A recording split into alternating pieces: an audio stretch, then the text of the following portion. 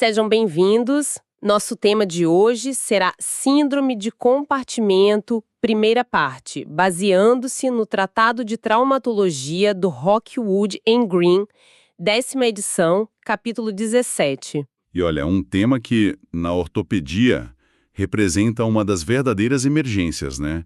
Não é uma questão de uma recuperação ser um pouco mais lenta. Não mesmo. Aqui um atraso de algumas horas no diagnóstico ou no tratamento significa a diferença entre a função e a perda catastrófica de um membro. O tempo aqui é o próprio tecido. Exatamente. E vamos colocar isso num cenário prático. Pensa num atleta de 20 e poucos anos, forte, que sofre uma fratura fechada de tíbia. Ele chega no pronto-socorro, a perna é imobilizada, mas horas depois a dor dele só piora. Fica insuportável, sabe? Muito além do que se esperaria da fratura. É aí que a sirene da síndrome compartimental começa a tocar na nossa cabeça. Perfeito. E o ponto de partida é entender a biologia por trás disso. Porque a ideia de que é só pressão alta é uma simplificação muito perigosa. O que o livro nos mostra é uma cascata de eventos. Certo, então vamos de empacotar essa cascata? Porque todo mundo foca no número absoluto da pressão, mas o capítulo argumenta que o vilão não é a pressão em si, mas o que ela faz com o fluxo sanguíneo. Como é que isso funciona? Exato. O erro clássico é olhar para um valor isolado. O problema real é a queda na pressão de perfusão local. Pensa assim, a perna é um sistema de irrigação. A artéria é a torneira, sempre mandando sangue. Certo. E as veias são o ralo de escoamento. Na síndrome compartimental, o inchaço da lesão começa a apertar tudo lá dentro da fáscia que não estica. E a primeira coisa que colapsa são as veias, que são de paredes finas. Ah, entendi. Então é como se alguém começasse a pisar na mangueira de escoamento, o problema na saída. Exatamente essa a analogia. Se você pisa no ralo, a pressão dentro do sistema todo aumenta e a água que vem da torneira não consegue mais passar. O fluxo diminui, até parar. E a plantação, no caso os músculos e nervos, começa a morrer por falta de oxigênio. Perfeito. Esse estrangulamento do fluxo, que a gente chama de gradiente artério-venoso, é o que causa a morte do tecido. A pressão arterial de entrada continua a mesma, mas a venosa sobe junto com a do tecido. E o fluxo simplesmente para. Ok, a analogia deixa isso muito claro, mas na prática, na beira do leito, como a gente mede esse estrangulamento? Não dá para medir a pressão venosa dentro do músculo. Tem que ter um número que nos diga, olha, a situação ficou crítica, é hora de operar. E tem. É aqui que entra o conceito talvez mais importante para a decisão. O ΔP. É a nossa ferramenta para quantificar essa pressão de perfusão. A fórmula é bem simples. É a pressão arterial diastólica menos a pressão do compartimento. E por que a diastólica e não a sistólica? Boa pergunta. Porque a diastólica representa a pressão mais baixa do ciclo cardíaco, né? É o ponto de maior vulnerabilidade para a perfusão. Se o sangue consegue passar no pior momento, ele passa o tempo todo. Faz sentido. E qual é o número mágico? O limite, o valor de referência, e isso é validado por múltiplos estudos que o livro cita, é de 30 milímetros de mercúrio. Um ΔP que cai para menos de 30 é um sinal de alerta máximo. Certo. Mas mais importante que um valor isolado é a tendência, sabe? Se esse valor se mantém abaixo de 30 por umas 2 horas, a literatura é clara. A perfusão está comprometida e a indicação de fasciotomia é mandatória. Ok, então a perfusão cai, o ΔP despenca e o relógio começa a correr. Mas o texto aponta que nem todos os tecidos ali dentro sofrem na mesma velocidade. Quem grita primeiro e quem morre primeiro? O nervo. O nervo é o primeiro a reclamar. Ele é muito sensível à falta de oxigênio. A parestesia, aquele formigamento, pode começar em minutos ou em poucas horas. Ok. No entanto, o tecido mais vulnerável ao dano permanente e irreversível é o músculo. A necrose muscular, a morte do tecido, começa num período assustadoramente curto de 4 a 6 horas de isquemia completa. E uma coisa que eu achei fascinante no texto é que nem todo músculo sofre igual. O livro fala de uma vulnerabilidade seletiva, né? Exato. E isso tem uma base fisiológica muito elegante. A gente tem as fibras do tipo I, que são de resistência. Pensa nos músculos da frente da perna, que a gente usa para caminhar. Eles precisam de oxigênio constante. Certo, metabolismo aeróbico. Isso, e temos as fibras do tipo 2 de explosão, de sprint. Elas aguentam um tempo sem oxigênio. Na síndrome compartimental, as fibras do tipo 1 de resistência são as primeiras a morrer de asfixia. Por isso o compartimento anterior da perna é tão afetado. Isso faz todo sentido. Agora digamos que a equipe agiu rápido, o diagnóstico foi feito, paciente na cirurgia. A face é aberta, a pressão é aliviada, problema resolvido, certo? Mas aí o livro dedica uma sessão inteira a um segundo problema, a lesão de reperfusão. E este é um ponto que, na prática, é muitas vezes subestimado. A fascetomia não é o fim, é o começo de uma nova fase. Pensa naquele músculo que ficou horas sem oxigênio. Ele começou a se decompor.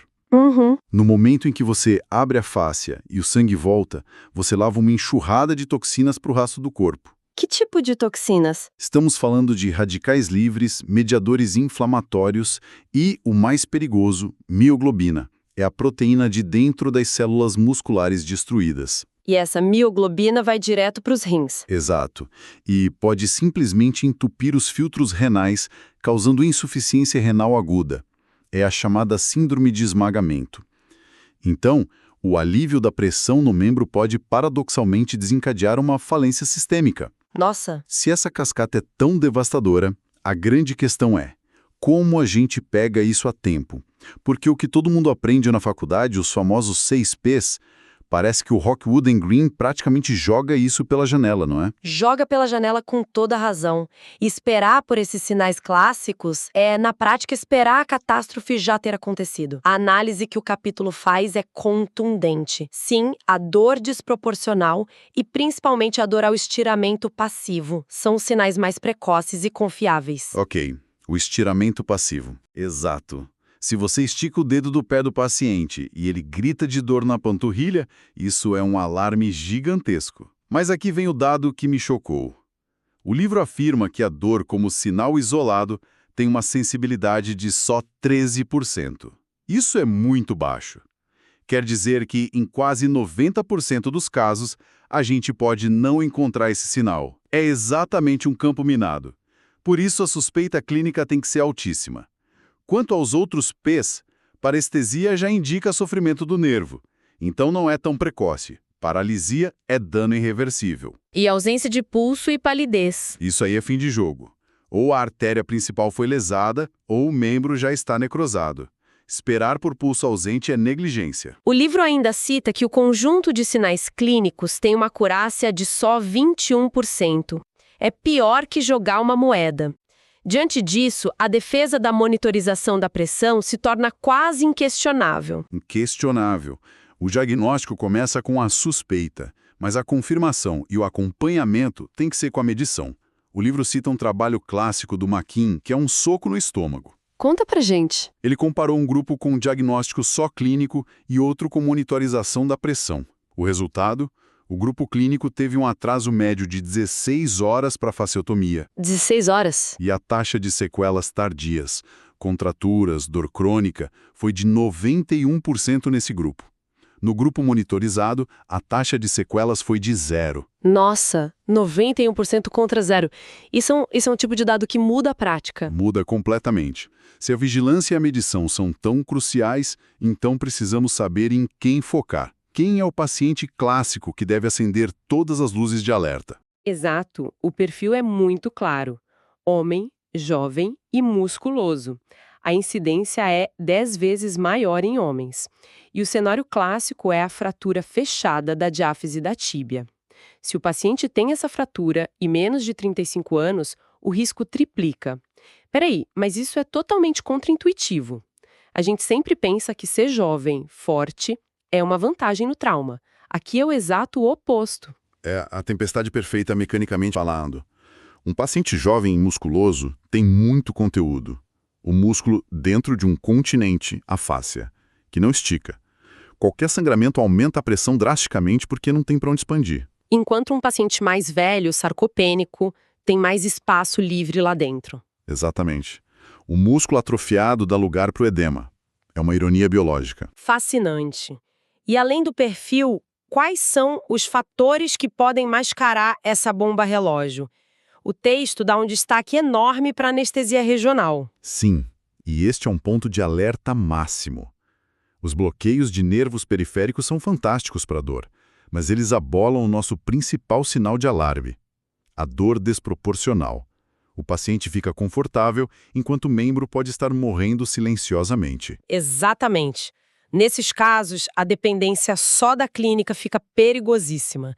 É o mesmo para pacientes politraumatizados, com TCE, que não conseguem se comunicar. Nesses cenários, a monitorização de pressão não é uma opção, é uma obrigação. Certo. Então, a suspeita foi levantada, o perfil de risco bate, a pressão foi medida e confirmou o ΔP baixo. A indicação de fasciotomia é clara. Vamos para o centro cirúrgico. O livro deixa claro que uma fasciotomia mal feita não adianta nada. Vamos falar da anatomia, do onde e como cortar. Que o conhecimento anatômico é a diferença entre função e deformidade. Na perna, que é o local mais comum, a abordagem padrão de 2 incisões é fundamental para acessar todos os 4 compartimentos. E qual é a armadilha cirúrgica, o erro mais comum que o texto alerta? A armadilha clássica é a liberação inadequada do compartimento tibial posterior profundo. Ele fica bem escondido atrás da tíbia, não basta cortar a fáscia superficial, é preciso desinserir o sólido da tíbia para expor e abrir completamente a fáscia dele. Uma liberação tímida ali é uma cirurgia incompleta. Ineficaz. O músculo continua isquemiando e o resultado vai ser uma contratura em garra do pé e dos dedos. E em locais como a mão e o pé, a complexidade aumenta exponencialmente, com múltiplos pequenos compartimentos. A cirurgia não pode ser tímida. Excelente, cobrimos muita coisa.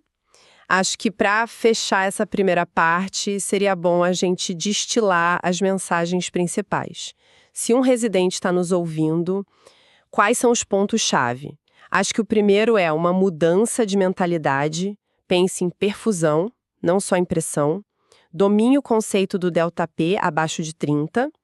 O segundo, para mim, é seu alarme mais precoce é a dor ao estiramento passivo. Os outros P's são a certidão de óbito do músculo. O tempo é músculo. Lembre-se do relógio. A necrose reversível começa em 4 a 6 horas. A urgência é absoluta. Conheça o seu alvo. A vigilância tem que ser máxima no paciente jovem, homem, musculoso, com fratura de tíbia. Esse não pode sair do seu radar. E por último, em caso de dúvida, meça. E em pacientes de alto risco, comatosos, politraumatizados ou sob anestesia regional, a monitorização da pressão não é uma opção, é uma necessidade. Perfeito. A mensagem final é: desconfie sempre e quando a dor do paciente não fizer sentido, ouça essa dor. Ela pode estar contando uma história importante. Exatamente. Na nossa próxima conversa, a gente aprofunda nas técnicas cirúrgicas e no manejo pós-operatório. Combinado. Por enquanto é só, pessoal. Hasta la vista. I'll be back.